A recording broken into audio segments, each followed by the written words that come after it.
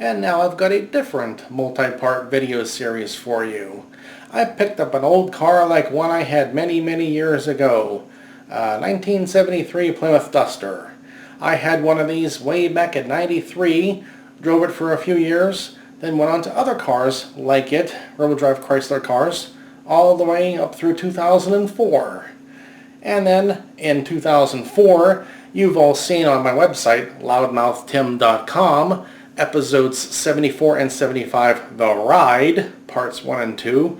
I drove that last old car out to Idaho to its new owner, who bought it for the very excellent drivetrain I had in the car. By that time, that car had carried me around for 6 years and 127,000 miles. It had been hit twice. It was very rusty, and I was sure that one more good bump was all it would need for the rear spring mounts to come through the trunk floor. It was in pretty bad shape metal-wise. But after 20 years of not having one of these kind of cars, I thought, you know, I enjoyed driving those old cars around, and they got me by for a long time when I had no money at all. So let's see if we can find one.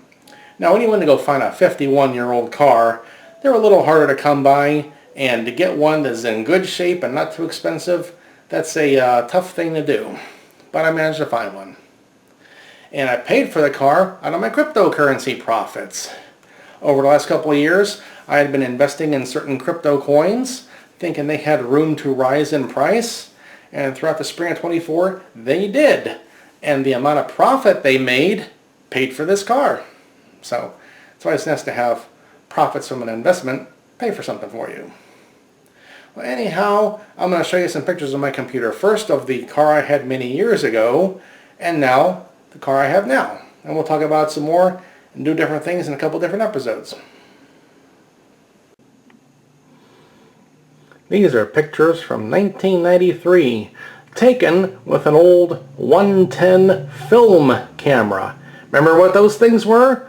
A cheap $15 film camera, where you had to take the picture right the first time and don't shake the camera, and you didn't have, you know, all the free reshoots in the world, and you couldn't see what you just took a picture of until you went and got the film developed. Yeah. Well, this is a '73 Plymouth Duster I picked up in my area for $650 in 1993. I was in college at the time, and I was so broke I could not afford to pay attention. And I drove this car. I got it. I took off the stupid wheels they had in the car and put more regular wheels in the car, like what it should have had, and cleaned it up and drove it around for a couple years. Here's another picture of it. That's the day I bought the car, back in the summer of '93. Here's some more pictures of the car. I didn't have very many pictures of it at the time. When I bought the car, it had a regular bench seat and the gear shifter on the steering column. But at one point in the 1994, I found a 1973 Dodge Dart Sport 340 that had the parts I wanted. The bucket seats, the console, the floor shifter, and the steering column to go with it all. And they were already the same color that would have been the right color for my car, so I switched all the parts over. Then the rest of the car I sold for money to pay for buying it. Didn't really make a profit, but it paid for itself.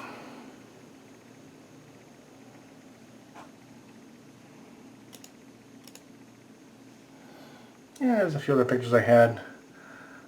The motor that was in it. I cleaned it up. I got it all running good. Nothing real exciting. That was one of the pictures I could find on the car. Now I'll show you some pictures of the car I got. These were sent to me when I was looking to buy the car. And I'll tell you what, the story I got with this car, the previous owner was an old woman. She drove the car for quite a few years. Then when she died, it went into storage and sat in storage for over 20 years. Then one guy was going to buy it, And then the person I bought the car from, he bought it and had it for a couple years, and now I have it. But I'll tell you, the person who worked in this car, he was a real genius. He put a lot of stuff in this car that I'm sure he thought was great at the time, but to me it's either dangerous and or stupid.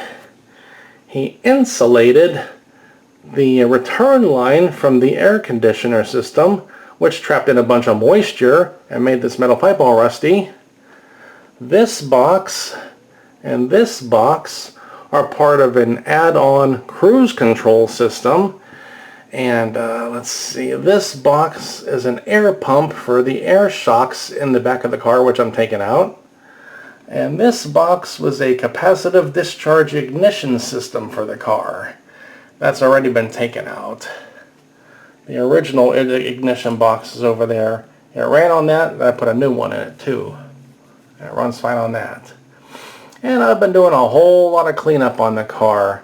The fuel system is being entirely replaced. It had to. It had old gas in it for a long, long time.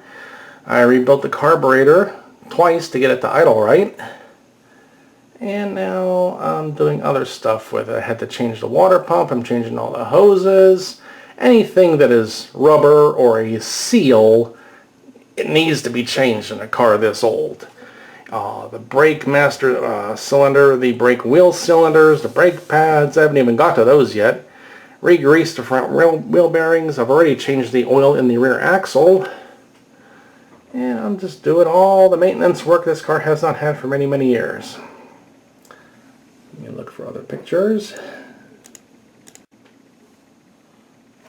Here's the day I got the car, July 26th of this year. I got a local towing company to go with me, and we drove east about 110 miles to get the car and load it up and bring it back.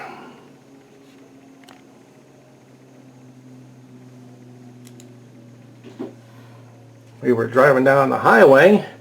I looked out the back window. I said, "Hey, there's some old car tailgating ya."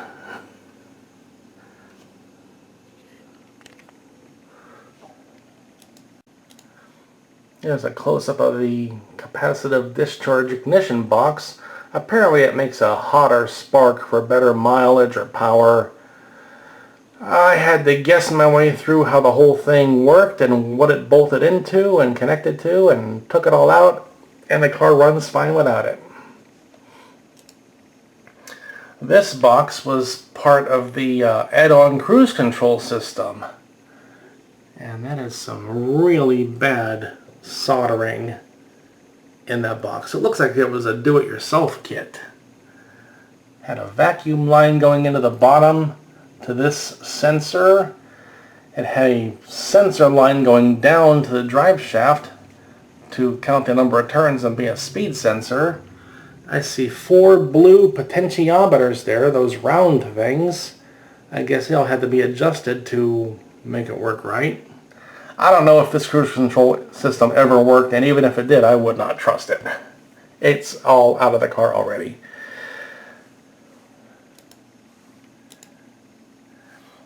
And these relays up by the battery, they added in. I'm not sure how important they are to keeping the car running. I took out the headlights, the extra headlights that were under the front bumper. They ran into these relays. So some of the wires are out. Those big white wires go up under the dash, and other wires go into the main wiring harness. So I have to figure out what is needed and what is not. I'd like to take it out entirely, but we have to go one step at a time and see what still works in the car. Then pull out one more wire, see what still works or what doesn't work. Yeah, this is the original electronic ignition box, and it is so old that that potting compound in the back is all just falling out. It's falling all over the inner fender panel there. But this box still worked. The car ran on this box. I ran it for about an hour in that box. That material is just to keep all the electronics insulated from weather. It doesn't have to be there for it to run.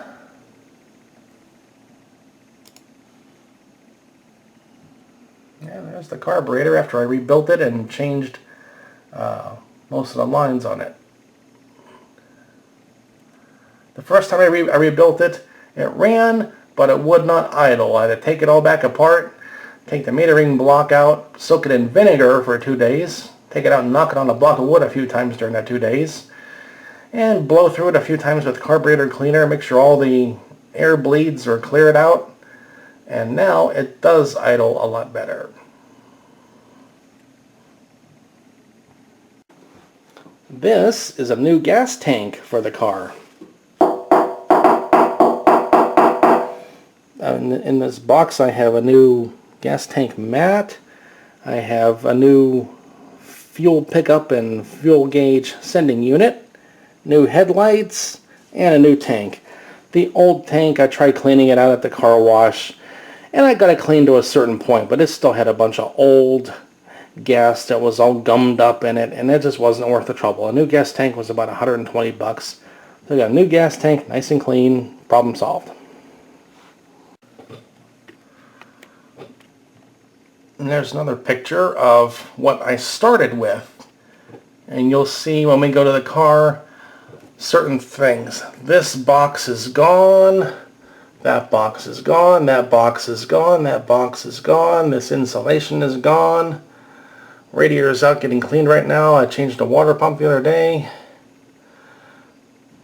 And it's all time to clean and rebuild everything, get it all cleaned up, tuned up, make it work right again. So now let's go to the car and see some video of it. Oh, here is the car. I've already been doing some cleaning up and getting rid of extra stuff off the car that didn't need to be there, getting it back to original everything, the way the factory made it.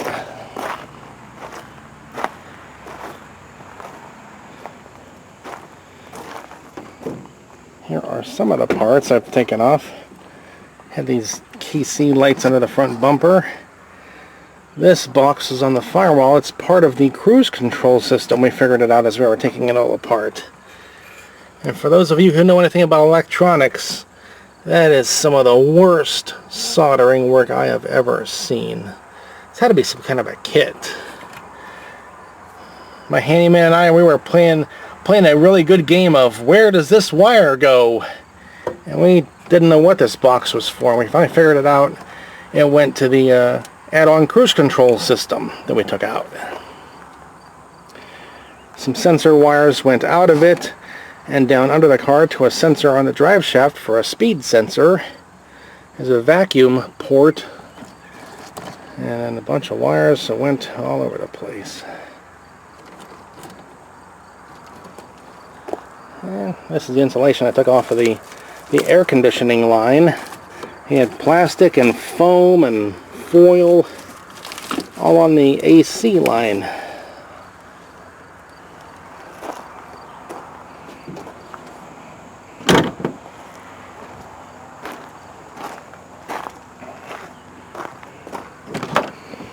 We have the seat taken loose right now to move things around and get in there.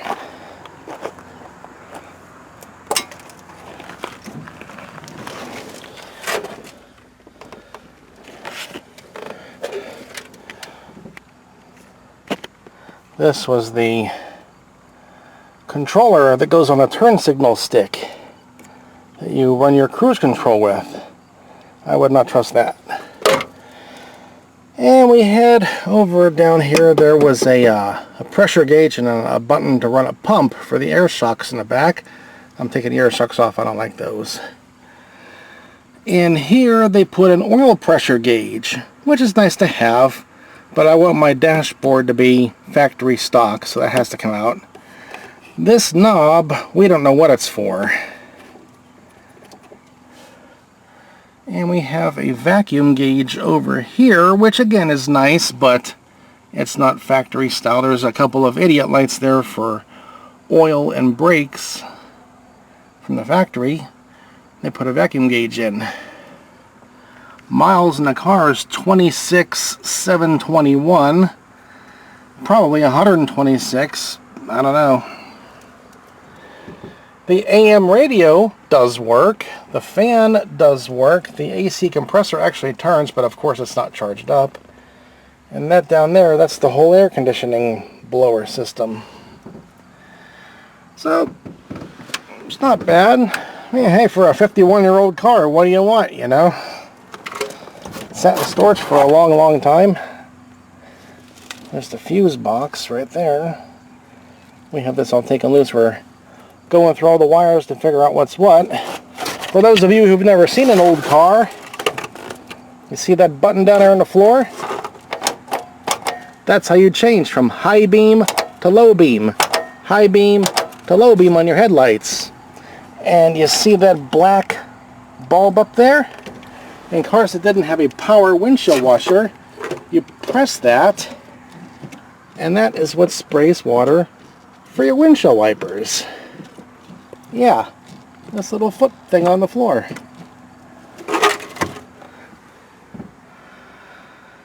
And for all of you Gen Zs and millennials who have heard your parents say, roll up the window or roll down the window in the car, and you're thinking, what do you mean roll? It's power windows. Well, look here. Roll. Rolling it down. Rolling it up. This is how you roll a window. Up or down. Get it? Roll. Yeah.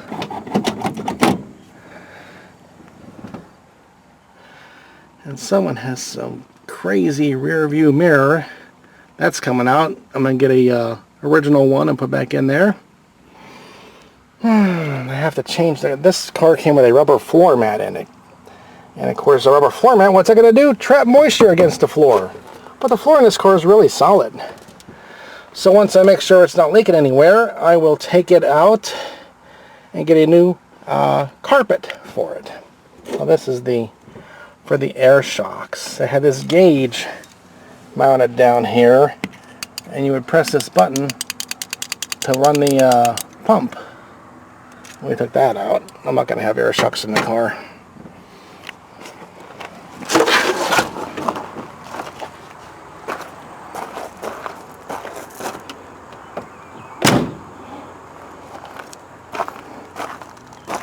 Has a nice set of the 14-inch rally wheels on it.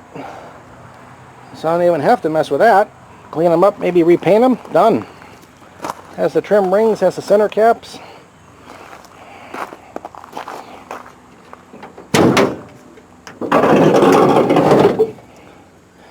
And here's the 225 slant 6 engine. Slant 6 engines hauled me around for many, many years and a couple of 100,000 miles. All during the years I was broke and could not afford to pay attention. And these old cars got me by for a long, long time. And that's a big reason why I wanted to get another one. Just, you know, like the old days. This came, the air pump for the air shocks went into this assembly. Have to take that out yet. That aluminum box was mounted over here. You'll see it in some pictures. The one thing he did do was replace all the vacuum lines with these silicone lines. I'll leave those alone. I took the radiator out to get it cleaned out. I knew everything that was rubber or had a seal was going to be old and leak and not work. So I'm changing all the heater hoses. Changed the fuel lines, some vacuum lines. I just put a new water pump in it. And bolted the AC compressor back up. I rebuilt the 1920 Holley 1-barrel carburetor. Had to rebuild it twice because even though I got it rebuilt, it would not idle very well. For those of you who know about engine stuff, I had to take the metering block out of the carburetor, soaked it in vinegar for 2 days. I take it out once in a while and slam it on a piece of wood pretty good to shake it loose. Then soak it back into vinegar and blow it out with a brake cleaner. And now it'll idle pretty good. I have to go through more of the vacuum lines, maybe change this power brake booster, change the master cylinder, change the wheel cylinders, change the brakes, get some more wires out of here. We've got a lot of wires out already. The aftermarket cruise control system was sitting right here. You'll see it in the pictures. They put these aftermarket relays in here. Not sure about those yet. And these white wires, we have to figure out where do these white wires go. They go up under the dash somewhere. So we have to take out one wire, make sure the car still runs. Take out one wire, make sure the car still runs. This switch seems to go to the AC compressor clutch, which already has a factory wire in it, so I don't know why there's two there.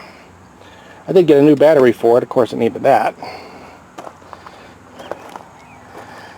And with a bunch more cleaning, we'll get all this dirt and stuff and all this black and whatever off the firewall and inner fenders and get it cleaned up more.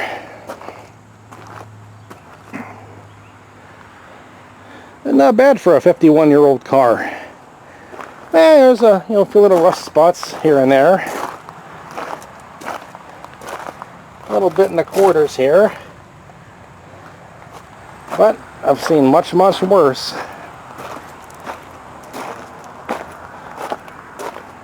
This side's actually really solid back there. A little bit up here. They had a cover on the car, and so the paint's all wore off the roof. I have to take this trim off the windshield and look in here because water drips in this corner. When we get a good rain, I've seen water on the floor inside, so there's a hole here somewhere.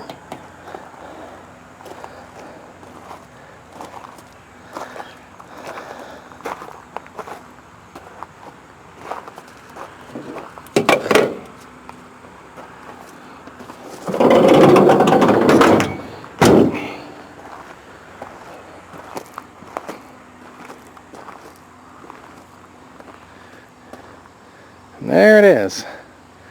Adam Sandler drove a '73 Duster in the movie Happy Gilmore. Did you know that? Same car. His was a V8 car, probably a 318.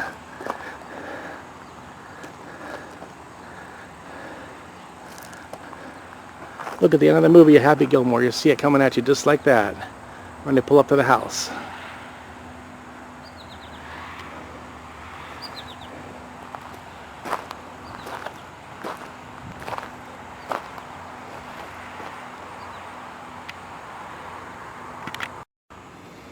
Here's the fender tag for the car. It did not have a lot of options. It had air conditioning, and it had the C73 Space Duster fold-down rear seat option, 2-watt AM radio, and that's pretty much it. I first found this car on Facebook Marketplace back in June. And I contacted the guy, and I got a bunch of photos sent to me. We talked about it for a while. He wanted $6,500 for this car. And I tried to get him down on the price, but he just would not move on the price. And then I went and I found another car, but then I found out that car had more problems. And then I came back to this car, and oh, there was another car, and there was a Dodge Dart in there too. And I looked at it, and it was okay, but I didn't want a Dart. I wanted a Duster specifically. And so I came back to this car and said, okay, I'll give you this much for it. Nope, I want this much for it. Like, oh boy. So ended up paying the money and going and getting a car. Cost me about $500 for the flatbed to haul the car home 110 miles. And now it's here.